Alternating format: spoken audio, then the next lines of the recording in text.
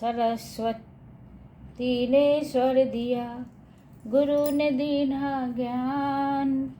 मात पिता ने जन्म दिया, कर्म लिखे भगवान, कर्म लिखे भगवान।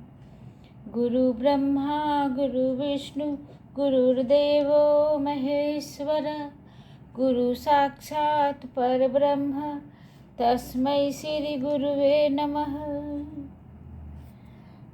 साकारमनितं वृद्धि निराकारं तु निश्चलम्, एतत् तत्त्वोपदेशेन च न पुनर्भवसंभवः। आत्मा के साकार रूप को वास्तविक मत समझ। अष्टावक्र महर्षि कहते हैं जनक को समझाते हुए, आत्मा के साकार रूप को वास्तविकता मत समझ। उसका रूप तो निराकार, ज्ञानपूर्ण, अटल, अपरिवर्तनशील है। जिसने भी इस एक तत्व उपदेश को हृदय में धारण कर लिया, वह जन्म जन्मांतर के बंधन से मुक्त हो गया, अर्थात फिर उसका पुनर्जन्म संभव नहीं। विवेचना के रूप में साकार क्या कहना चाह रहे हैं महर्षि अष्टावक्र जी? साकार और निराकार अध्यात्म मार्ग के बहस बिंदु हैं। कुछ विद्वानों ने आत्मा या ईश्वर के साकार रूप का समर्थन किया है, जबकि कुछ निराकार की उपासना करते हैं। अष्टावक्र भी निराकार के प्रबल समर्थक हैं।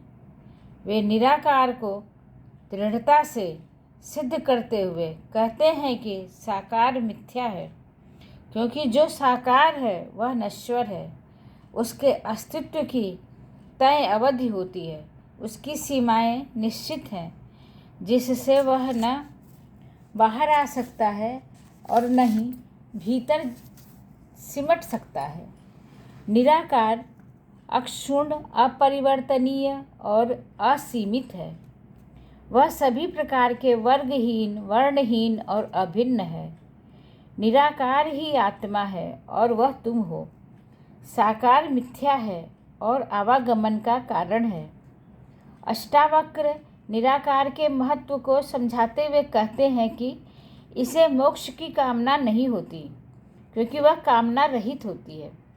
लोग मुक्ति हेतु विभिन्न प्रकार के अनुष्ठान करते हैं, वे सब व्यर्थ हैं, क्योंकि आत्मा की न कर्म में रुचि है और न कर्म फल में। आत्मा तो बोध है, स्व है और चैतन्य है। वह विश्व की भांति नश्वर नहीं कि आज है और कल नहीं होगी। आत्मा सर्वकालिक, सर्वव्यापी और सर्वेश्वर है। जिन्होंने आत्मस्वरूप को जानकर साकार देह को माना, वह योनि चक्र के महाबंधन में बंध गया। वह मुक्त हो ही नहीं सकता। ऐसे अज्ञानी को तो यही प्रतीत होता है कि उसका कोई नियंत्रक और मार्गदर्शक है, जबकि यह सब वह स्वयं है। वह आत्मा के अस्तित्व को मृत्यु के पश्चात मानता है।